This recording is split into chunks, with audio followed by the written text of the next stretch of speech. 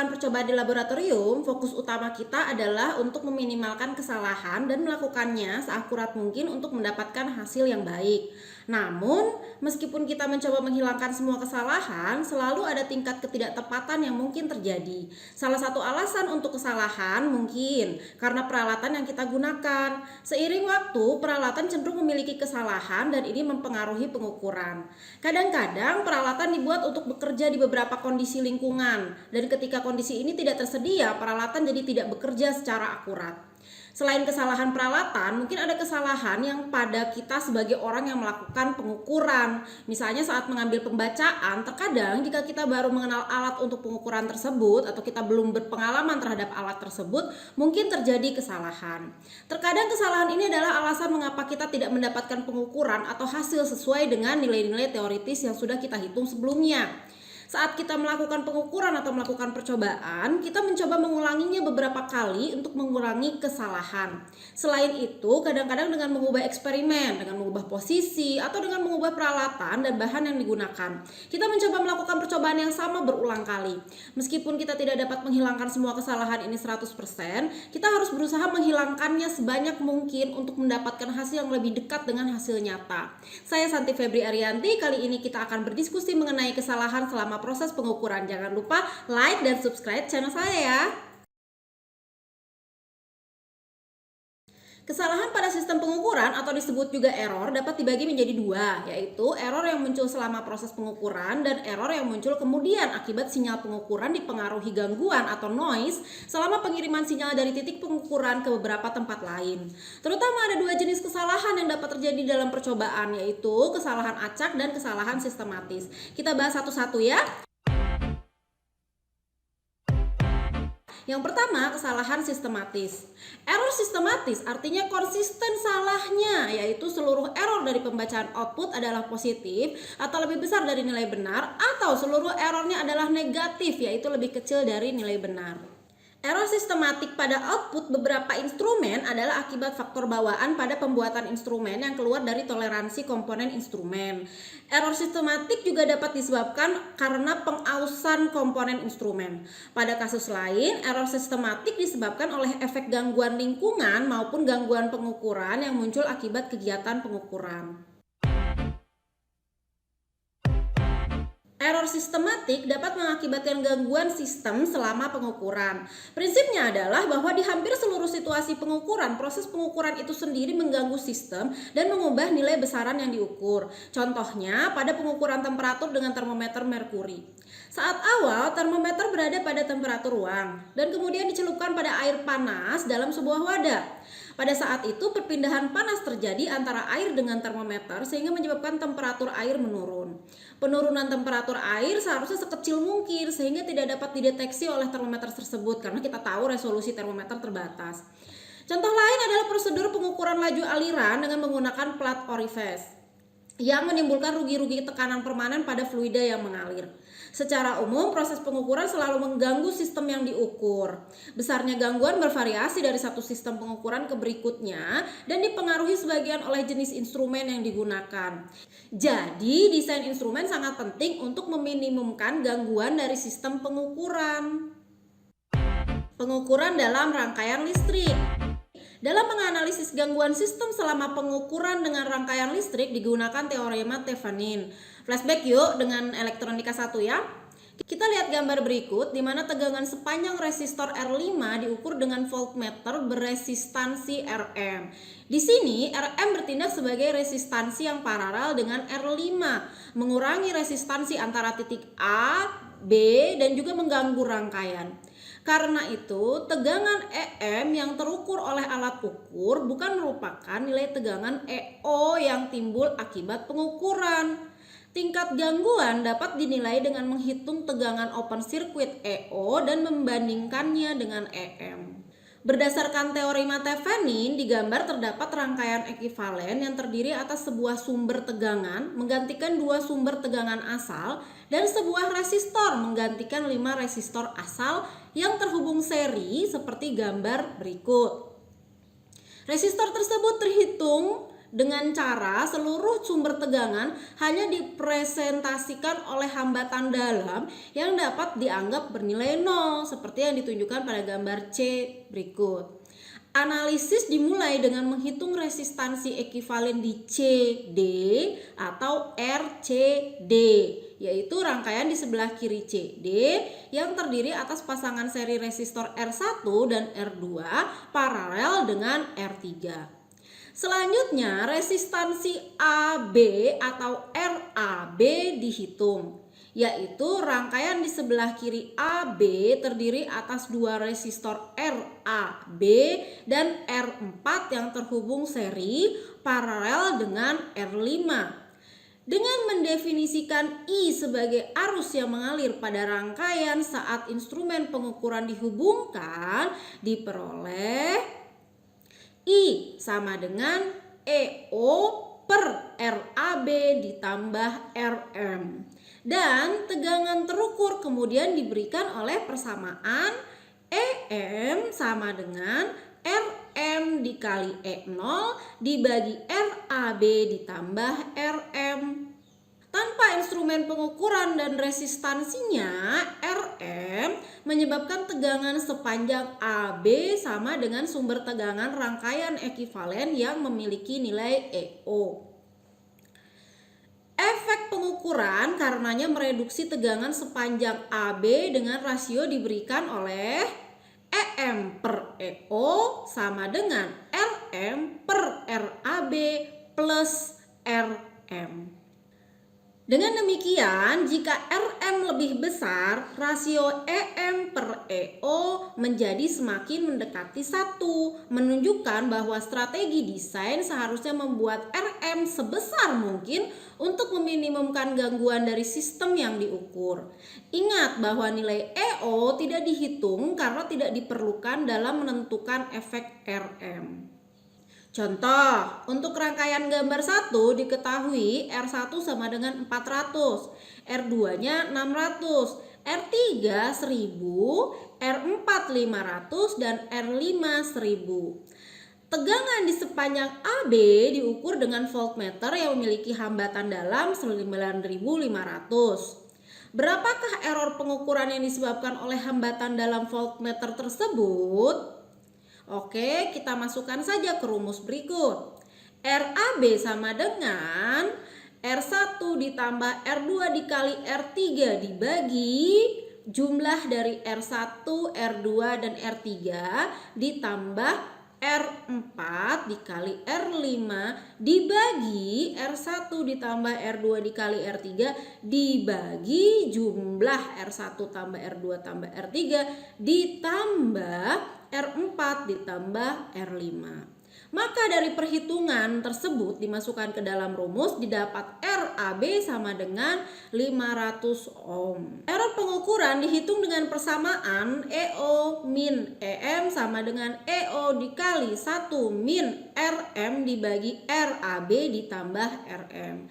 Sehingga EO min EM sama dengan EO dikali 1 dikurangi 9.500 dibagi 10.000 sama dengan 0,95 EO.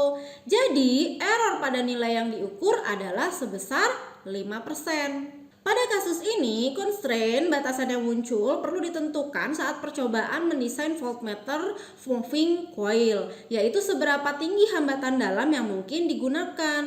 Cara terbaik untuk menambah impedansi input alat ukur adalah dengan menambah jumlah lilitan koil atau menggunakan bahan koil beresistensi tinggi.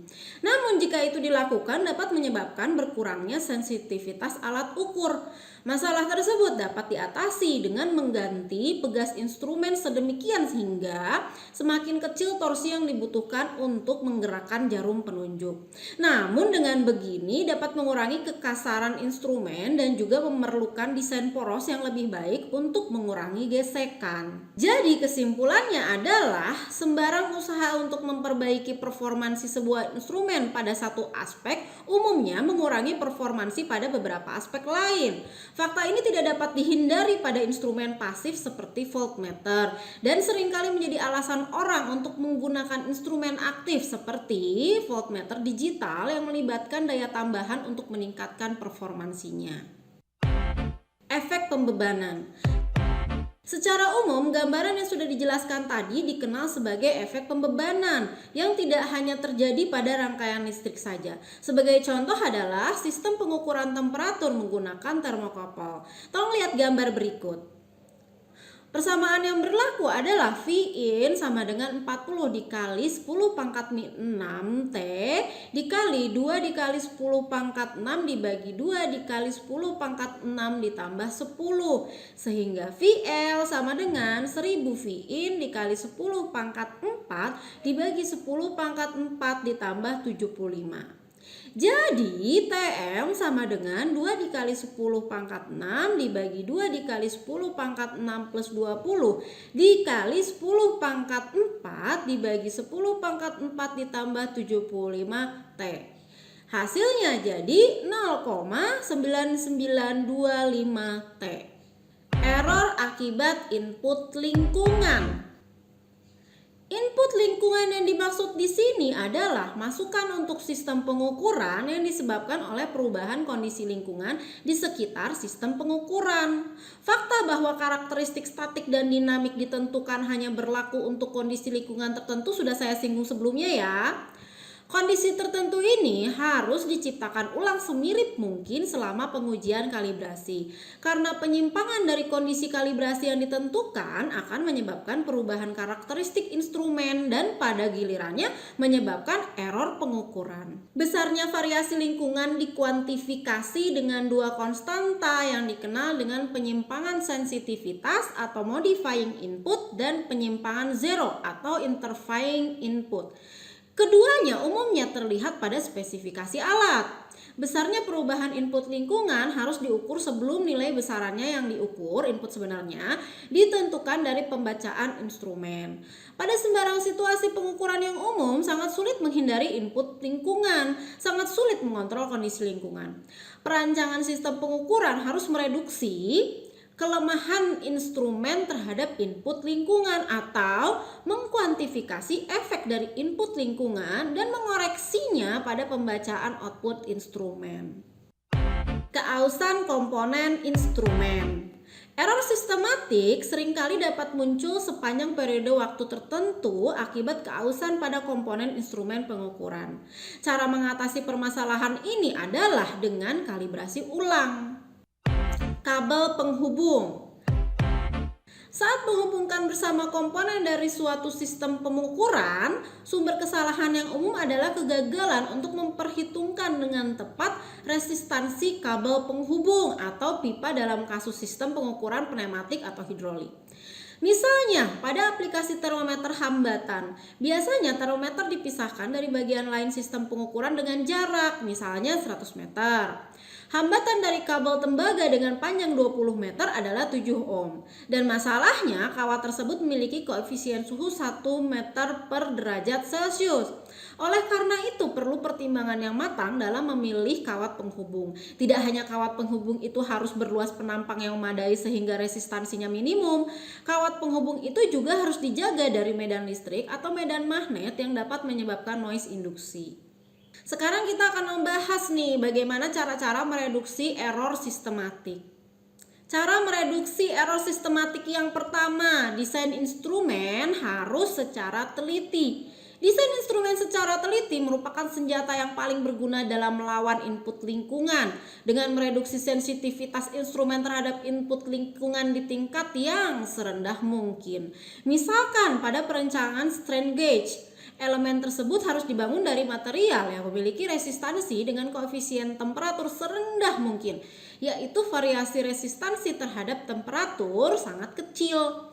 Namun, error dengan menggunakan cara ini tidak selalu mudah diperbaiki dan pilihan seringkali harus dibuat antara biaya desain ulang yang mahal atau menerima akurasi pengukuran yang direduksi tanpa desain ulang. Yang kedua, metode melawan input. Metode melawan input mengkompensasi efek input lingkungan pada sistem pengukuran dengan menggunakan input lingkungan yang sama, namun berlawanan tanda, sehingga nanti akan saling menghilangkan atau mengurangkan. Salah satu contoh bagaimana teknik ini diterapkan adalah pada jenis millivoltmeter. Sistem ini terdiri atas koil yang diletakkan pada medan magnet tetap dari magnet permanen. Jika tegangan yang tak diketahui diterapkan kepada koil, medan magnet akibat arus berinteraksi dengan medan magnet tetap dan menyebabkan koil dan jarum penunjuk yang tertempel di koil bergerak. Jika resistansi air coil sensitif terhadap temperatur, maka perubahan temperatur lingkungan yang merupakan masukan bagi sistem ini akan mengubah nilai arus koil untuk tegangan yang diterapkan dan sehingga mengubah pembacaan output jarum penunjuk. Kompensasi untuk hal ini dilakukan dengan menggunakan resistor pengkompensasi ERCOM ke dalam rangkaian, di mana ERCOM memiliki koefisien temperatur yang sama besarnya namun berlawanan tanda dengan air coil. Jadi, dalam respon penambahan temperatur lingkungan, air coil bertambah namun ERCOM-nya berkurang, sehingga resistansi totalnya tetap pada nilai yang hampir sama dengan awalnya. 3. Umpan balik berpenguatan tinggi. Keuntungan menambahkan umpan balik berpenguatan tinggi ke beberapa sistem instrumen digambarkan dengan contoh kasus instrumen pengukuran tegangan yang memiliki diagram blok sebagai berikut. Pada sistem ini, tegangan yang tak diketahui EI diterapkan pada sebuah motor bertorsi konstan Km dan torsi yang diinduksi menggerakkan jarum penunjuk melawan aksi regangan ulang dari pegas dengan konstanta pegas Ks. Efek input lingkungan pada motor dan konstanta pegas direpresentasikan oleh variabel dm dan ds. Pada saat kondisi input lingkungan tidak ada, pergerakan jarum penunjuk XO diberikan oleh XO sama dengan Km dikali Ks dikali EI. Saat kondisi input lingkungan ada, baik Km maupun Ks berubah dan hubungan antara XO dan EI dapat saling terpengaruhi. Karena itu menjadi sulit atau tidak mungkin untuk menghitung EI dari nilai terukur XO. Tinjau sekarang apa yang terjadi jika sistem diubah ke bentuk loop tertutup berpenguatan tinggi dengan menambahkan sebuah amplifier berpenguatan konstan Ka dan perangkat umpan balik berpenguatan konstan Kf. Juga diasumsikan efek input lingkungan pada nilai Ka dan Kf diwakili oleh Da dan Df. Perangkat umpan balik mengumpan balikan tegangan EO yang proporsional dengan pergerakan jarum penunjuk XO.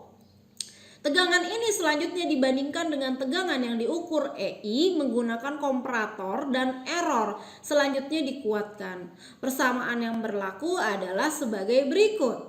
EO sama dengan Kf dikali XO sehingga XO sama dengan EI dikurangi EO dikali Ka dikali Km dikali Ks sama dengan EI dikurangi Kf dikali XO dikali Ka dikali Km dikali Ks sehingga EI dikali Ka dikali Km dikali Ks sama dengan 1 ditambah Kf dikali Ka dikali Km dikali Ks dikali XO.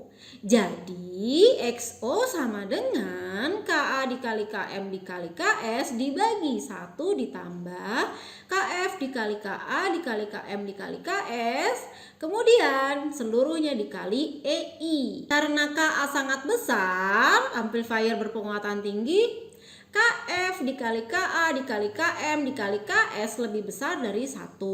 Persamaan tersebut dapat direduksi menjadi XO sama dengan EI per Kf. Jadi hubungan antara XO dan EI hanya melibatkan Kf. Sensitivitas dari konstanta penguatan Ka, Km, dan Ks terhadap input lingkungan Da, Dm, dan Ds karenanya dibuat tidak berhubungan dan hanya input lingkungan Df yang harus diperhatikan.